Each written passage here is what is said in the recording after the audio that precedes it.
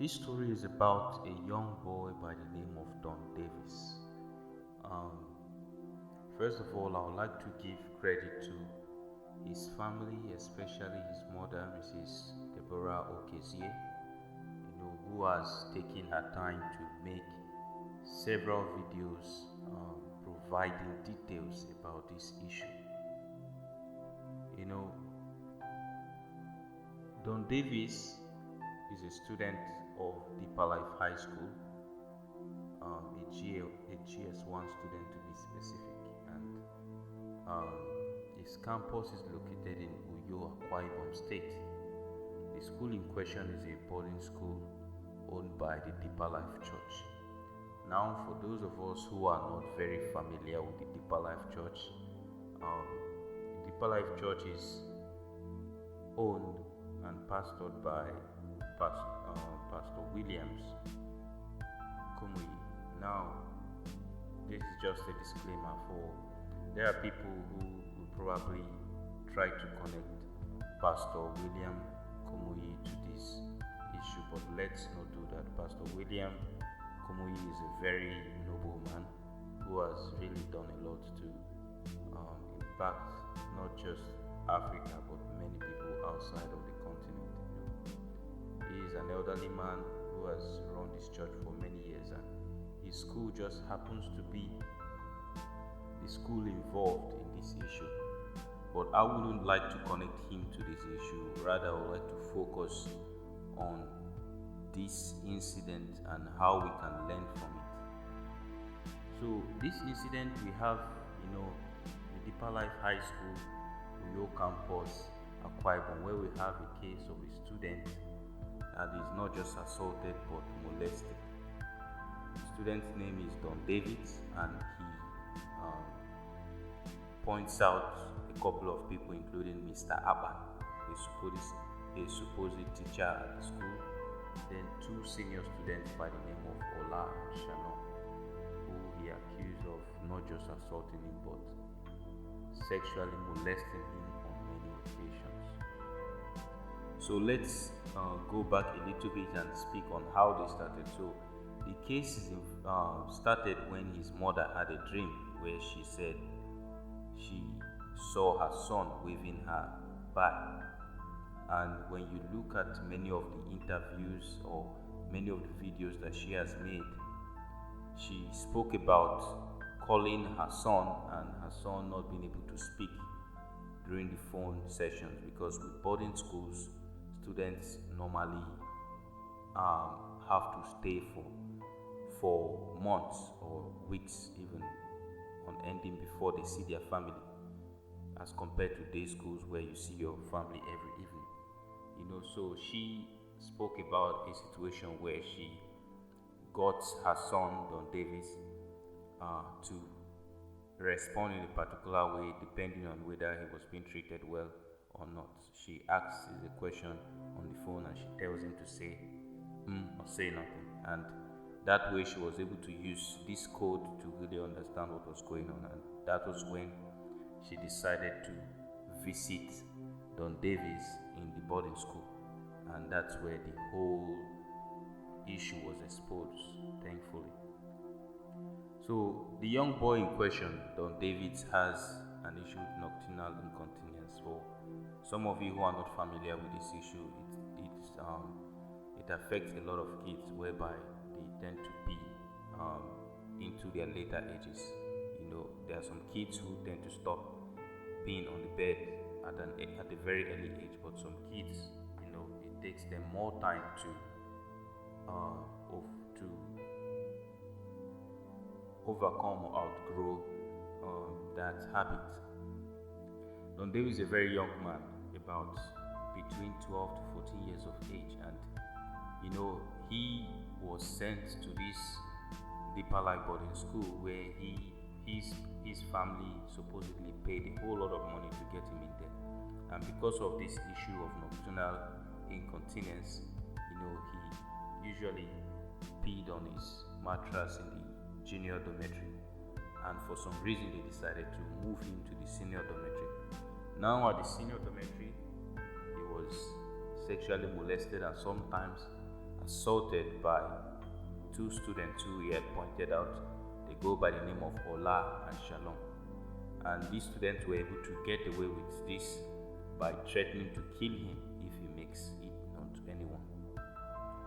On occasions, he was prevented from bathing. In fact, before his mother visited him, he supposedly didn't bathe for 2 weeks straight because, according to the senior students, junior students are not allowed to bathe in senior bathrooms. The teachers could evidently notice body odor coming from this young boy, but nobody did anything until the day his mother visited. Now, this raises a whole lot of questions, because as a teacher, and imagine putting yourself in the shoes of Don David's mother. I would expect the teacher to treat these kids like their own children and make sure that these kids are well taken care of. But you can see the extent of negligence in this school, whereby a kid will not bathe for 2 weeks and the teachers don't even seem to be asking any questions at all. Nobody did anything, until this boy's mother visited, until the day she visited, and everyone seemed to be rushing to get him bathed and provide him everything he needed, even trying to force feed him to put on weight within hours, which is, ridiculous. Don Davis was basically starved, as you can see in the picture. In the thumbnail, you can see the amount of weight he lost just within the space of 2 months. This is just very, very bad for that school. Now, Don Davis spoke on being beaten by a teacher by the name of Mr. Aban, and on one occasion was bailed by another teacher named Mr. Michael. Mr. Michael had supposedly asked Mr. Aban if he was trying to kill this young boy, and Mr. Aban said he didn't care. According to Mrs. Thelma Malaka, the Secretary of Education of Deeper Life High School, the principal of the affected campus has been suspended.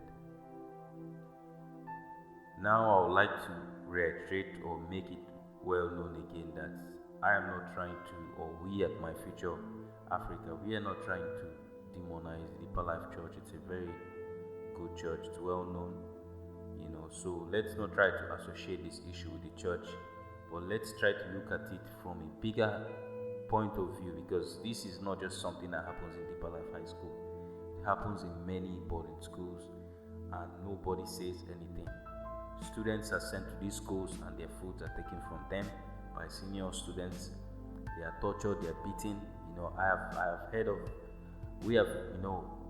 heard of many cases, and over here we have heard of people going through very bad experiences in boarding schools, but for some reason people seem to look at it as part of the process, which is ridiculous, because there is no a school is supposed to be a learning environment, not a place where students get tortured or molested. It shouldn't be normal to go through things like this. So I will put forward My Future Africa's view on this issue.